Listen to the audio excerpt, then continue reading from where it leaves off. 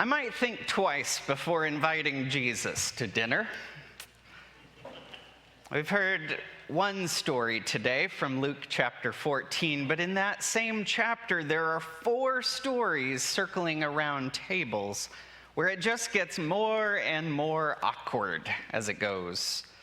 First, while Jesus was on his way to dinner, he healed a man, but it was the Sabbath, and they didn't like that. And yet he exposed how the religion of his soon-to-be dinner companions is a lot more show than substance.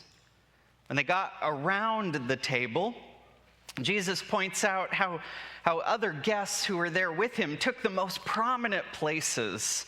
He told them, they shouldn't think they're quite as important as they think they are. Move to the foot of the table.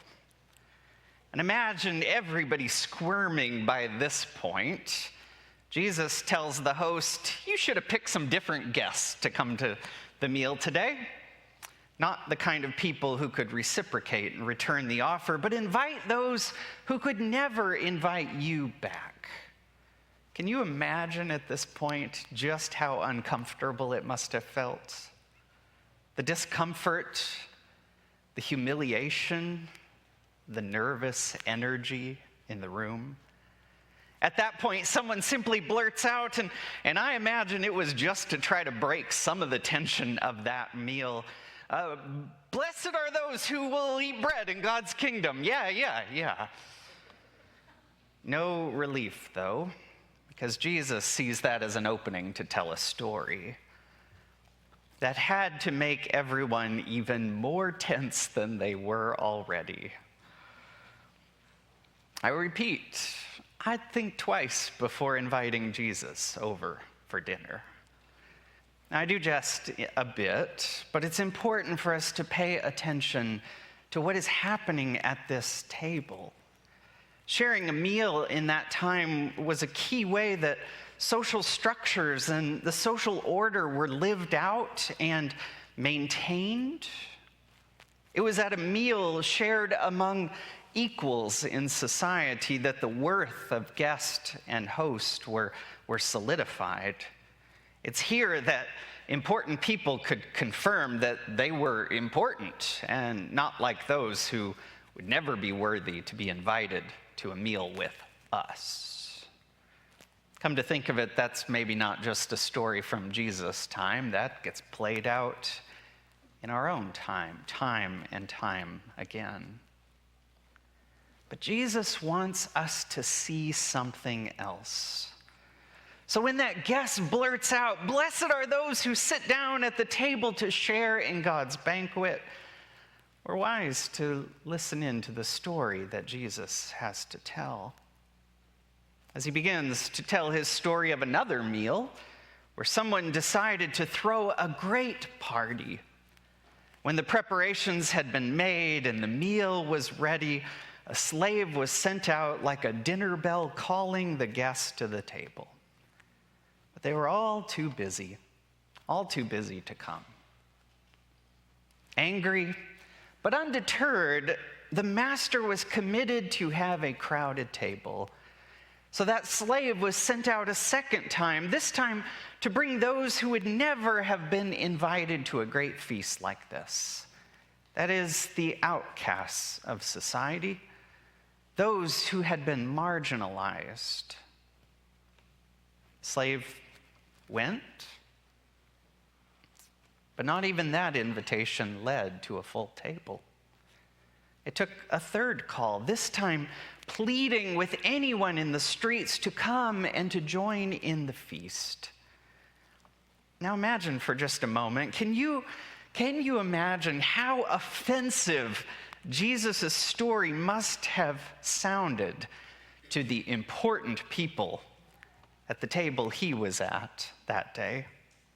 They were the haves, ones who only moments earlier thought they were the most important people in the room. I'll take the seat of prominence. And now Jesus seems to be saying to their ilk that they are going to miss the feast. They are going to miss God's feast. What Jesus suggests in this simple story is an upending of the social order.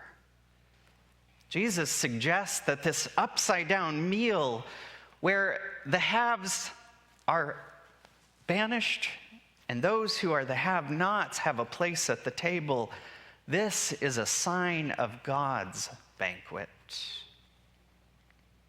Now that's an interesting story, a nice story, if you will, but really, for me, it's awfully difficult to imagine a upturn or a turning over of the social order.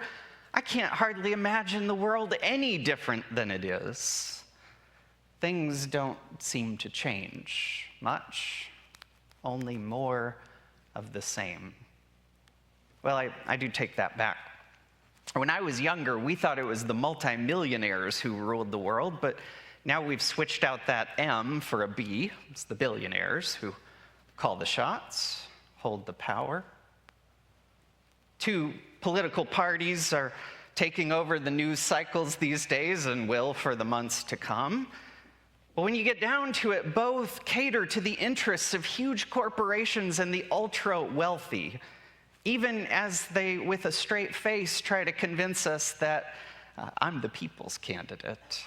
Yeah, right. The boundaries are still clear, and the structures that put some at the head of the table while others aren't even invited seems like a fairly stable system in the world.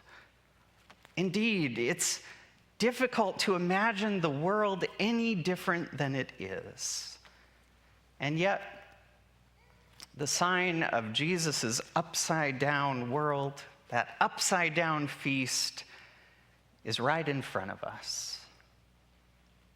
Literally, the table that we will gather around today is a constant call to us, a reminder that God's feast isn't like the banquets that we might hold. Now, we may not always realize it month after month as we come to the Lord's table, but here we get a taste of God's banquet. And in the nourishment of the meal that we share, we are being formed in the etiquette of God's table. Each time that we share in communion, one of the pastors, before we do so, stands behind the table that is set for all and says, "This table is open to all. We practice open communion here. You don't have to be an insider. The invitation is for everyone." And the sharing in the meal is a sharing in the bread of life and the cup of forgiveness, bread that was broken, a cup that was poured out, that all people might know God's love. And the one who sits at the head of the table still longs for a crowded table. That host is even angry in Jesus' story when the table isn't full. Now, a bit of an aside, thank you, Harper, for a whole lot of things last Sunday. But one of them was the reminder of anger's power. You talked about red, hot anger and cold or white anger. That anger can have the power to destroy, or, as we notice from Jesus' story, as it was with the host at that table, anger can lead to a broader invitation, even an upsetting and a changing of old social orders. We ought to pay attention to our anger. To hear Jesus talk about God's feast and to gather at this table is a chance to hear over and over again God's call to a new kind of world. Now, if I could peel back the curtain just a little bit, as I prepare to preach each week, one of the things that my preaching professor taught me is that I should spend a bit of time reading the scripture somewhere other than my office or the normal places we might prepare a sermon. I don't get to do this every week, but I often try to do this, and I look for places that might helped me notice something different in the passage of Scripture than I would see if I was just sitting in the usual places.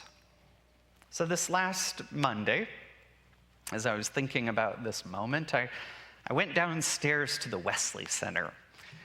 That is a place where countless meals have been shared over years and years of our life together, and before any of us were around.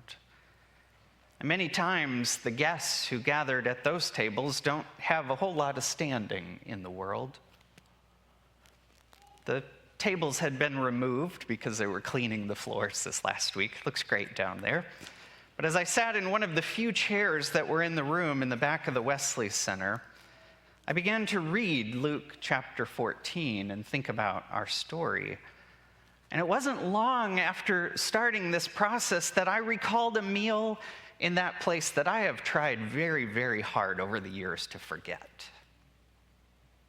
It was early in my time here, probably the first couple of months that I was here, or at least the first 6 months. It was at a time that people still had the illusion that because I was younger, I could work miracles and all the younger people would just flock in droves. So I was compelled, or you might say forced against my will, to hold a feast or a potluck for all the young people. We even sent a postcard to all the young folks in our database. So we prepared, and because I guess I still had that illusion that I could just bring in the masses, I expected the Wesley Center to be full, every table crowded. But I suppose people had their excuses. Hardly anyone showed up at all. In fact, there were 5 of us who were there, and Stephanie and I were 2 of them. I was sad. I was also mad. But thankfully, the few others who were there, Nancy, I know you were one of them. Bryce, were you there too? Yes, there were 6 of us. I'm sorry. It was 10 years ago. My memory didn't serve very well. Those who were there were happy to be together. So we made the best of it, or they did, and they drugged me along. But as that evening was nearing its close, and I was counting down the minutes to get away from what felt to me like a failed endeavor, a man who by all appearances didn't have anything and he had no clout in this world, made his way down to the Wesley Center. Now, unlike Jesus' story where the slave was sent out to compel people to come, I don't know who compelled this guy to make it down there, or even how he found his way through the building from the doors up here to make it down to the Wesley Center. But nonetheless, a man of a different class, or really someone who had no class at all, showed up to our table. It was a cold and snowy night, and he needed a place to rest. As with any potluck, even when there's one where only 6 people show up, there's always enough food. So there was an abundance for this man to eat, to share in the meal and in the conversation. As I think back to it, that outcast stranger became our guest of honor. And as much as I, to the depths of my being, hate parts of that story, I have to admit, even at that one uncrowded table in an otherwise empty room, we caught a glimpse of God's banquet in our basement.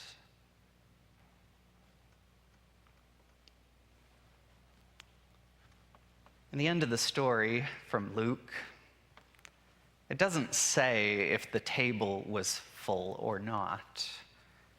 I wish it gave us that detail, but maybe Luke would rather we're left to our imaginations, left to play out in our minds how that table might have seemed. Now, I have to believe that the table in Jesus' story was full, and it had to be filled with people who had no sense of etiquette at all. It must have been a raucous event, Forget worrying if everyone is using the right utensils for the right course at this meal. I'm sure that this crowd gathered at God's banquet rarely wasted enough time to use forks and knives at all. God's banquet must be a messy affair, and all sorts of uncouth behavior must unfold. But I also know in the depths of my being that upside-down banquet is God's desire, and it can be ours too. I want to live in a world and feast at tables that reflect God's dreams for an upside-down world. And I know that Luke told the story to make sure that we would be compelled as well to find a place at that table. But to have that kind of assurance, we need to consider the excuses of those who missed the meal. One person, someone rich enough to own land, had a new parcel of it, and he simply wanted to go out and see what he had bought. Another, someone rich enough to have several oxen to farm what must have been a large swath of land, wanted to go and test them out. Third, planned poorly and made another excuse. What are our excuses? Maybe we're too busy. Or maybe we benefit too much from an old order to care enough about a new one. Maybe it's something else.